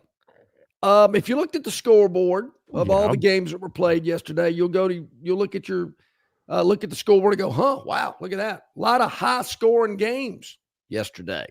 That is true. That is a common theme. Yes. But there was one game in particular that was not a very high scoring game. And it took place in Kansas City, where the Los Angeles Chargers were coming into town to play the Kansas City Chiefs. And the total in that game was 41 and a half. 41 and a half, the total. And I believe, if memory serves, it was the total that the Phantom played. Yeah, and I know a lot of people are going, wow, 41 and a half, that's a little low. I kind of like them in the mid-40s, but so what? Big deal, okay. As a matter of fact, Barry, 41 and a half was extremely high. When you add up the two scores of what the teams put on the board yesterday, and I believe it comes up to 29. The Chiefs were eliminated from the playoffs at home. Mahomes tears his ACL. It was a horrible day for the Chiefs. Final score, Chargers 16 and the Chiefs 13. And I know what you're saying. That is 29. I know what you're saying. Oh, well, Phantom, he blew out his knee, tore his ACL. That's the reason they couldn't score any points. He did that with like a minute left in the game. Well, reason why? Wait a minute. You give me a reason why? Local man doesn't want to hear that. He's not all chatty on the phone unless he's just beating you down. You can't say, oh, yeah, well, okay, I'll get you your money. See, what had happened was is that Mahomes said, he's like, I don't give two toots what happened. That's right. It either is or it isn't. It either covered or it did not. I ain't interested in hearing your sob story, brother, about, well, he blew his knee out and don't want to hear it. What? Don't want, years and years and years ago, I used this analogy. You're either pregnant or you're not. It's one or the other. Same thing. You either covered or you didn't. There's no gray area. So doesn't work that way. All right. So 29 was the total in a game. What was the actual total in a game where the projected total was 41 and a half. So if you add that all up together, that is 9 straight Daily Dog winners. 9 straight. If you hadn't been jumping on this train, that's your fault. Can't help you. It can't help you if you won't be helped. 9 straight winners with the Daily Dog. So you're thinking, okay, Phantom, what have you done for me lately? Ooh, yeah. What about today? Okay. What about today? Phantom, can you go double digits? Well, we're going to certainly try. With a win streak? Barry, we're going to go to the National Football League tonight. That's only one game it could possibly be, and it's taking place in the Steel City. It is a matchup of the Pittsburgh Steelers, who are 7-6, leading their division, because they've got one fewer loss than the team right behind them, the Baltimore Ravens, who are 7-7. 7-7, yes.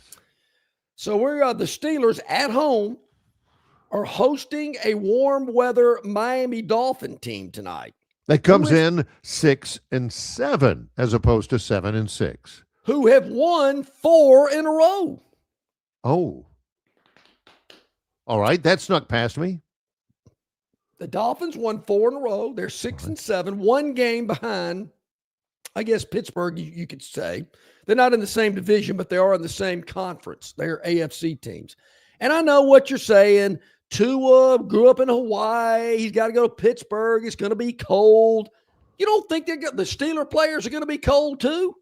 I mean, give me a break. I mean, those guys aren't sitting out there rolling around in the snow all day just because they live in Pittsburgh. They're staying warm too. Aaron Rodgers is like 41 years old. Yeah, those knees are going to get stiff out there. He gets cold out there. Mm-hmm. So the Dolphins coming into Pittsburgh as a 3.5-point underdog. That's a big number there. That hook really looks impressive in a game that could be a little closer than the experts are predicting. Okay. We like the Dolphins catching 3.5 tonight at Pittsburgh. Still not sold on this Pittsburgh team. And there again, the Dolphins on a 4-game winning streak. We like the Dolphins plus 3.5 tonight. That is the Phantom's Daily Dog. The moment you've all been waiting for is coming up. Our buddy Jack Shields has spent years and years covering the Oklahoma Sooners. He'll join us to preview the first round of the college football playoff when we come back on Longshore and McKnight in association with Yellowhammer News, presented by Bud Light. Local banking expertise, the newest innovations and technology, personal attention, genuine hospitality. It's all just part of the Riverbank and Trust difference. They invite you to experience it for yourself. Welcome to banking above and beyond at Riverbank and Trust. Locations throughout the river region, locations throughout the state of Alabama. Riverbank Bank and Trust. Stivers Ford of Montgomery has Bronco Sports for $8,000 off, Broncos for $10,000 off, or take advantage of the sign and drive lease offer with $399 for 36 or 48 months and 0 down payment. Stivers Ford, where price sells Fords. Stivers Ford of Montgomery has F-150 $16,000 off or 0% for 66 months. Even Lightnings $16,000 off or 0% for 75 months, and Super Duties $12,000 off. Stivers Ford, where price sells Ford. Marguerite's has done it again. Famous for their $99 Christmas special, and Lyle has come up with the best I have ever seen. Half-carat stud diamonds, $99. That's right. Half-carat stud diamonds, just $99. But there's a limit of 3. So you need to hurry out to Marguerite's in Pepper Tree on Vaughn Road, adjacent to Chappie's Deli. Marguerite's, of course, is open extended days and hours during the Christmas holiday shopping season, so make sure to take advantage of this year's incredible Christmas $99 special, half-carat diamond studs, just $99 from Marguerite's Exquisite Jewelry. They make it. They really make it at Marguerite's. Okay, bottom of the hour on this Monday, as we mentioned, we're heading out to Oklahoma. Jack Shields is our man covering the Sooner athletic program. Big game Friday night. Jack, thanks so much for joining us today. Welcome back. Hey, thanks for having me on, guys. Yeah, let's talk a little bit about it. Oklahoma finishes the regular year 10-2. The losses were a really close one to Ole Miss and a bad loss to Texas. What was the high point? What has been the apex, and have they peaked at a perfect time? 4-game winning streak right now. You know, I would say the team as a whole has peaked at the right time. But, yeah, if you're talking about the apex, I mean, sorry to bring it up, but it was that victory in Tuscaloosa. Absolutely. Oh, yeah. You know, it's, you know, regardless of how ugly that win might have come about, it's not a win that people, even the most optimistic people around here, were expecting. You know, once that Ole Miss loss happened, I think people just – I was having people in the Twitter comments saying, you know, we would be lucky to win another game. That's how dire the vibes were at that point in time. Right. And then they happened to win a night game at Neyland.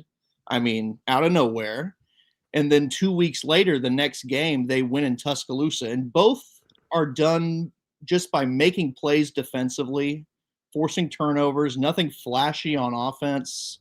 You know, not the way that we necessarily thought it would go down. You would think that you would have to have an efficient offense to get something like that done.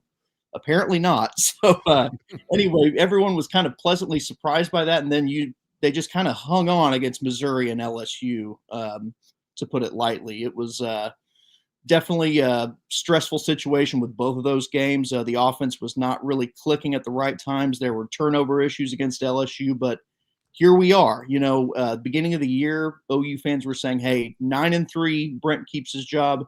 8-4, depends on how it happens. 10-2, I mean, you know, everyone's singing his praises now at this point. So I think Brent's a very popular man in Oklahoma now. So there's been a lot of talk about the OU offense, Jack, throughout the season. I know there's been some injuries as well. Where do you think they stand going into this game? Had some time off to kind of regroup and get healthy. You know, oddly enough, and this has kind of gone under the radar, but Oklahoma put up its most yards in a game in SEC play against LSU in that game. They, you know, had nearly 400 yards of offense. Now, a lot of that came on chunk plays, but, you know, it's a situation where, you know, you mentioned the health. Oklahoma, DeMarco Murray, OU's running backs coach, he has been willing to play 2 backs down the stretch. It's been Torrey Blaylock and Xavier Robinson, both of whom are very banged up right now. So they were kind of, you know, just really having to gut it out to play at that point because they don't necessarily trust any of the other running backs or they aren't healthy. So it was a situation where this 3-week break is coming at the right time for the offense as a whole because hopefully for OU, the running backs will be healthy, the offensive line as well. They've been without their starting center for the past 2 weeks due to a viral infection. So, and hopefully he is, you know, on the mend and feeling a little bit better. So they're hoping to have him back. And, but yeah, before those injuries started occurring, you know, you're watching the game against Ole Miss. you're watching, some of the game against Tennessee, the offense kind of starts clicking at that point. And no one's necessarily talking about how bad the offense is for OU nationally. The focus is all on, how good the defense is. Then that Alabama game comes around and they can't run the football, and things start, getting a little bit uglier. So most people are hoping that this little break, this 3-week break, perfectly timed, can help out the offensive line, help out the running back room. And if they can get a running game going, or any semblance of a running game going, things can start turning around for the offense. But John Mateer just has to be better at the same time. He's not seeing the field. He's forcing throws. He hasn't necessarily been that great in the pocket. He gets it done when he needs to in the end, but it's never a dull moment with him at this point. So he just has to take care of the football. The offensive line has to do a much better job, to say the least. And, there's a lot of variables, obviously, but, this offense has shown when it's clicking, it can be very effective. Well, earlier in the season against Michigan, but, timing wise, pretty good with the injuries. Just it's about getting better. It seems, you mentioned the two running backs and they're banged up. We see a lot of teams that are able to go a long way with a defense like Oklahoma's, first in the league in scoring defense, first in the league in total defense, second in the league in rush defense. They're all that a lot of times you'll call your offense predicated on, okay, we don't have to do a ton. We just got to help our defense out. That's why I think the running game is so important for them. If they can run the football even a little bit, then they'll start calling plays towards, hey, let's just help our defense out a little bit. This will be a defensive game. Let's just get what we can get and let our defense do the rest, right? Yeah, 100%. And somehow that plan didn't work against LSU because Mateer was inexplicably throwing interceptions at the same time, despite the conservative offensive game plan at that point. So that was having a lot of people pulling their hair out at that point. But yeah, it's a situation where, if you're sitting in the press box or in the stands, or, if you're a coach on the sideline, you have to think at that point, hey, if Oklahoma can just, score a couple of touchdowns in a game, the defense has got it from there. That's how much confidence there is in the defense, and it's justified. But, it's a situation where, they would like to be able to open up the offense, that you mentioned the offensive line, of course. If they can get something like that going, they don't have to, wait on pins and needles for the offense to do something and, just hope that the defense can hang on. It's a lot to put on a defense, regardless of how good the defense is. So, people would like to see that offensive playbook open up a little bit, and hopefully with, an improved situation along the offensive line and maybe some healthier running backs, we could see that. Jack, what's the atmosphere like? Obviously, this is a first playoff game. Alabama's on the road. What's the feel? What's the vibe in Norman? And how many Alabama fans are you expecting to be at the game? I've heard conflicting numbers of how many tickets Alabama got. Do you have any idea how many tickets they actually did receive? So, I've heard multiple things as well. My understanding, though, is that, in the SEC and SEC regular season games, I believe every school has an allotment of around 10,000 for away games. And obviously with Alabama, you would expect them to fulfill that allotment. However, I believe it's around 3,000 or 4,000 for these games. But at the same time, there's always the secondary market. Sure. Bama fans, if they're wanting to travel, they'll find their way into the stadium. So I'm sure there will be plenty of the other shade of crimson in the stadium at that point. But yeah, it's going to be a really interesting environment. Not only is it a college football playoff game happening that weekend, it's graduation weekend in Norman. So before all of this was announced, all of the hotels in Norman were booked up. So now anyone who's coming in from out of town, they've got to stay in Oklahoma City. It's not a choice between Norman and Oklahoma City. They've got to stay in Oklahoma City. But it's going to be a very interesting environment. Oklahoma didn't get a single SEC night game this year. So the last night game was that Michigan game. So fans are really pumped. Holy smokes, you're right. Taking off work. OU has canceled classes for Friday. So it's, and as far as the vibe is concerned, it's a situation with this defense and this offense. People are well aware that they can lose to any of the other 11 teams on the board in this playoff. They're also aware with this defense that you have a shot against anyone.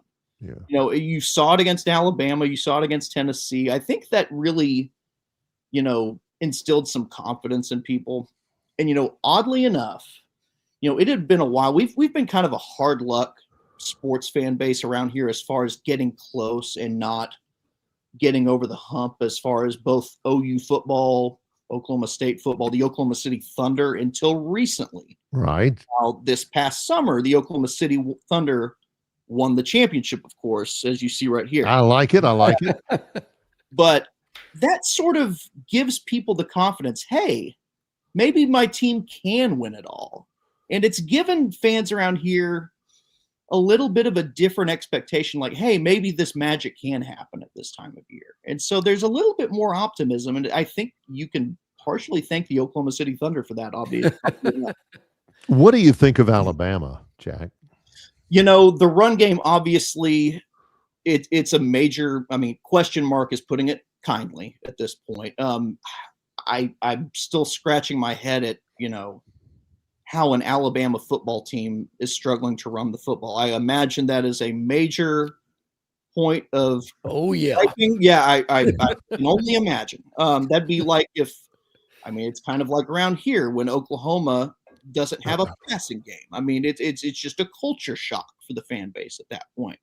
But obviously the defense, it's not as good as it's been in past years, but it's still very talented. There's 5-star prospects on that side. Of course, it's still Alabama.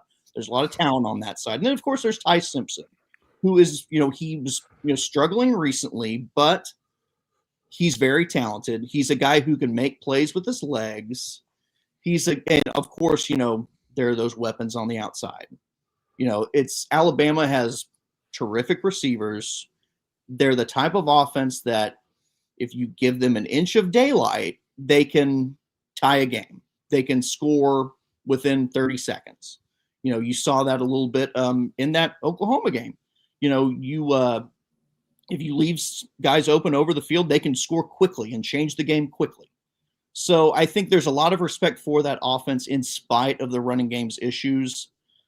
I will say, I think the way they're kind of limping down the stretch and just the general vibe around there right now, it doesn't seem like the vibes are super high. And so with that in mind, I think OU fans are cautiously optimistic.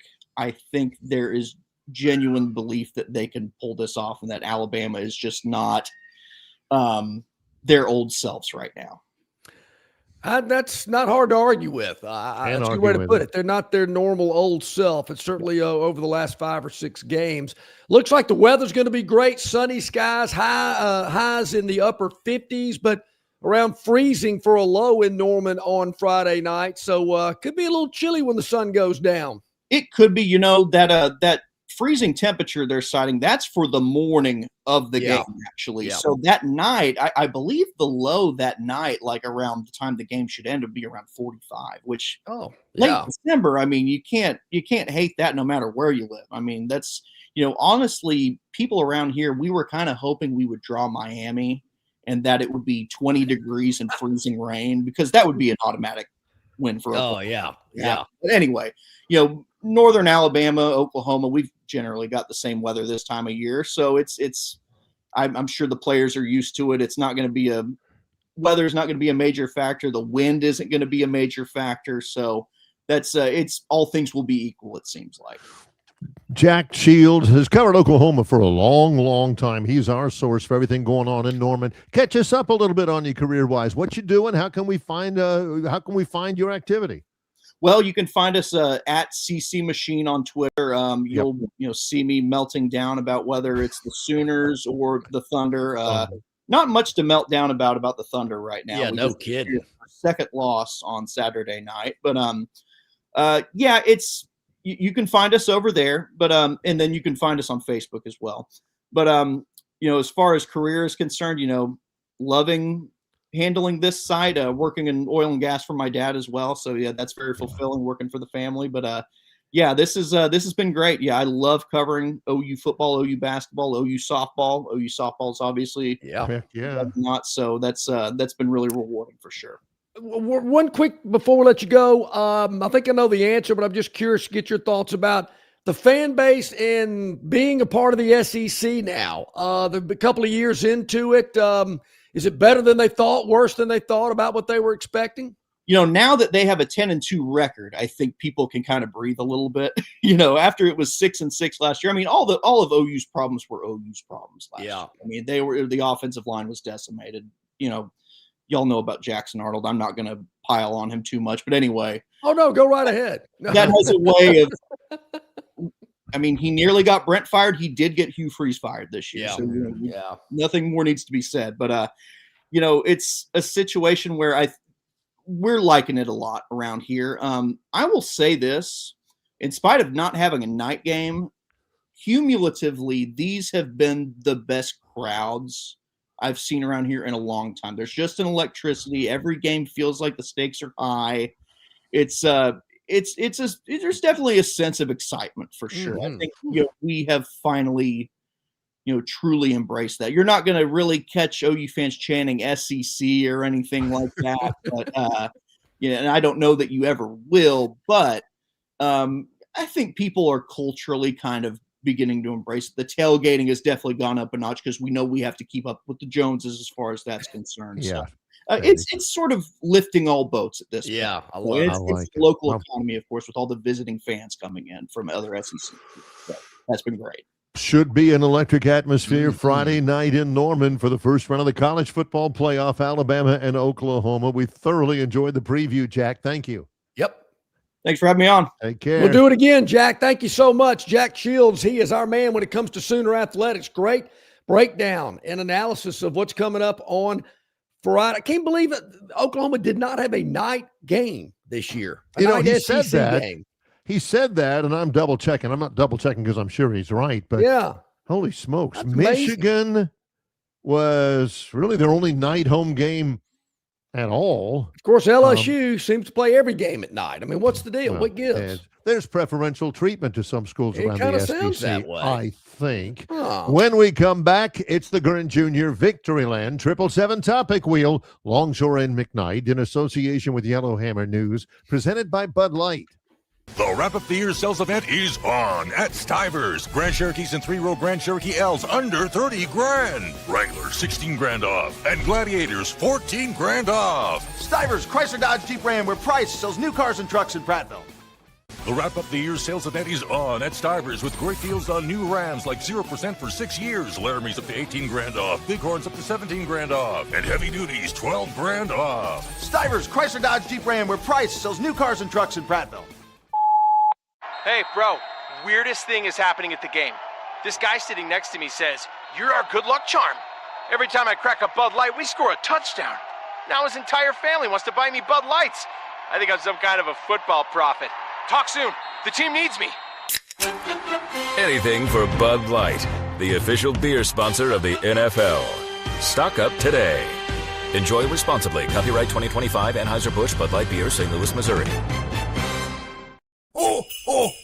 You can be a winner too with Victoryland Casino's 8 days of giveaways. The more you visit, the more chances you have to win. We're giving away $125,000 in free play and cash. That's right, Victoryland Casino is giving away $125,000 in free play and cash. Come play the latest and greatest games featuring exciting bonuses and huge jackpots. There's always more ways to win at Victoryland Casino. Off I-85, exit 22, Shorter, Alabama. Must be 21 or older. Must be present to win. There is a lot of winning going on out at Victoryland, and the more visits you make, the better your chances of winning some of that cold, hard cash that they're giving away at Victoryland. So make sure you are a part of the winning where you can be a winner too at Victoryland. I see the wheel, Barry. It's warming up. Yep, it's all brought to you by Victoryland, 777 Casino, exit 22 off I-85 in Shorter, Alabama, where you can be a winner too. 6 items, all researched and selected by our producer, Gurn Jr. John and I have not a clue. Not a clue. Not one. We're not in our comfort zone here, which is a good place to be. We've got to think on the fly and address each one of these before the top of the hour. So let's get to it.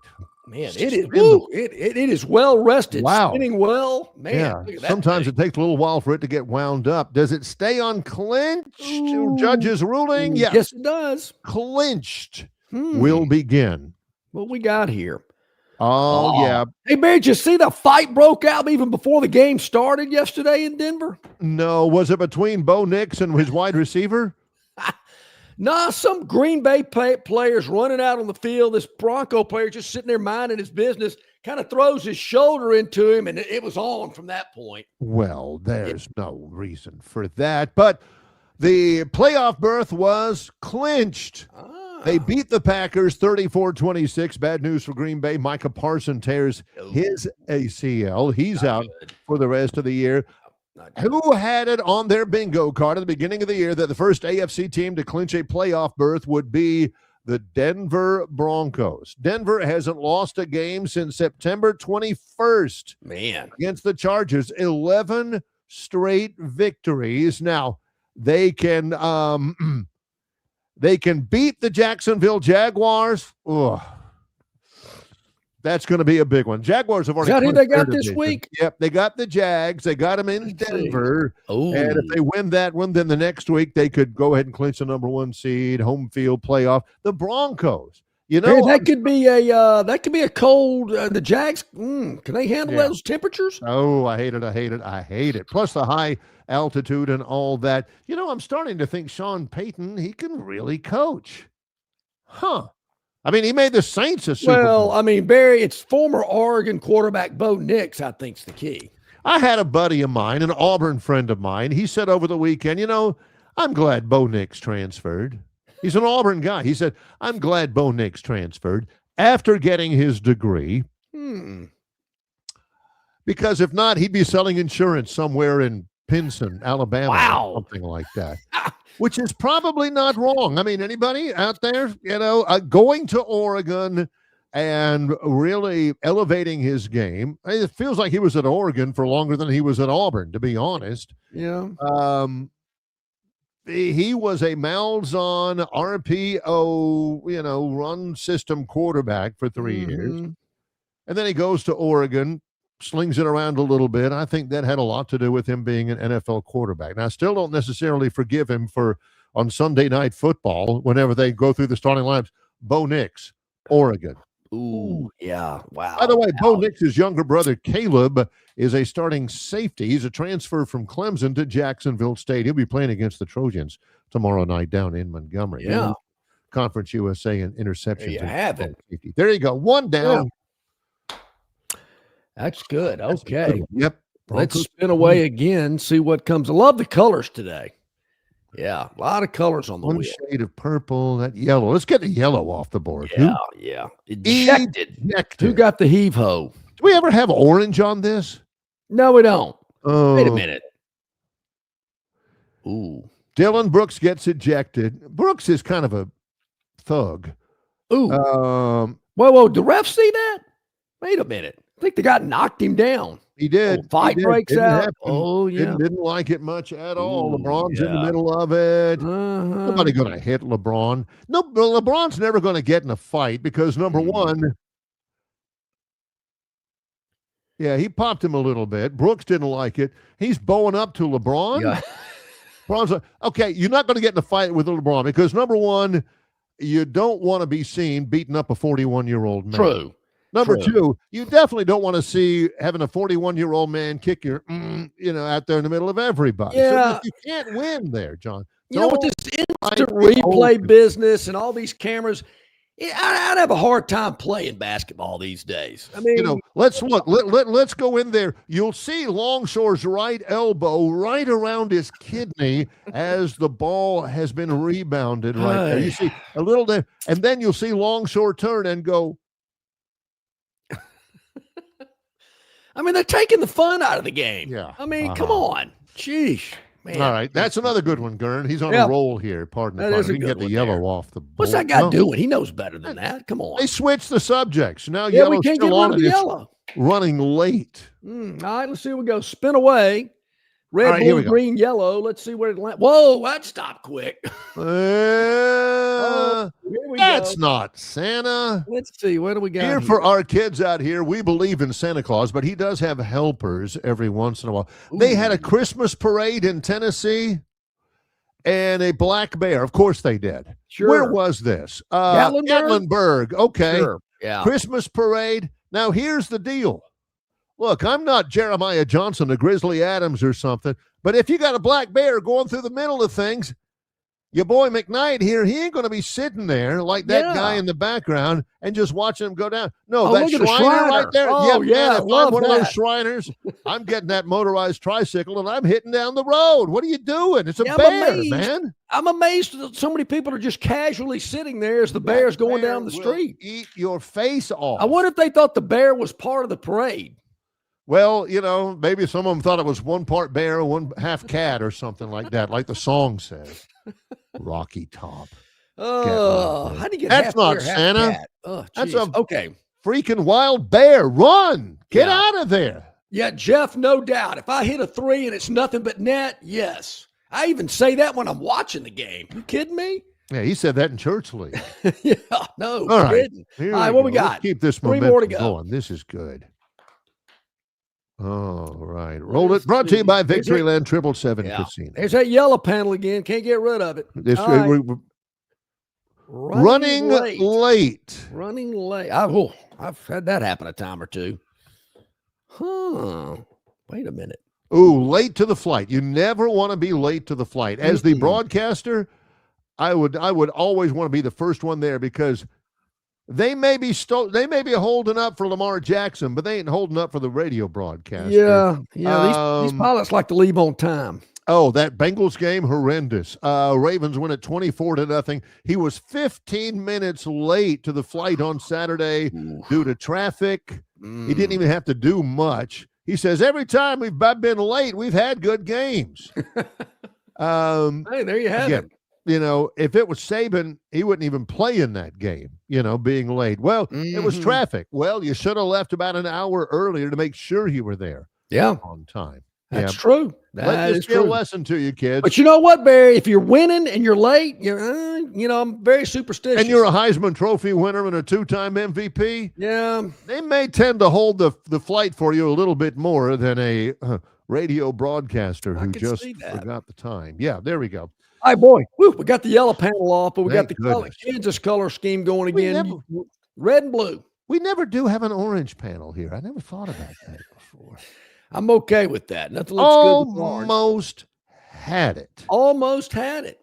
I was this close. Oh, yeah. Look, good story. Phillip Rivers, his team played for the state championship in football like 3 weeks ago. Yeah. He's 44, hadn't played in 5 years, but he knows the offense. That's the offense he runs down at St. Michael's, and he talks with Shane Steichen, the Colts head coach, on a regular basis and everything. 44 years old. He threw a touchdown pass. He was 18 of 27, not bad.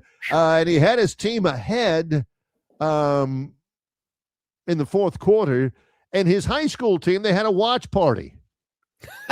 And he threw the touchdown pass. I think it was to the tight end.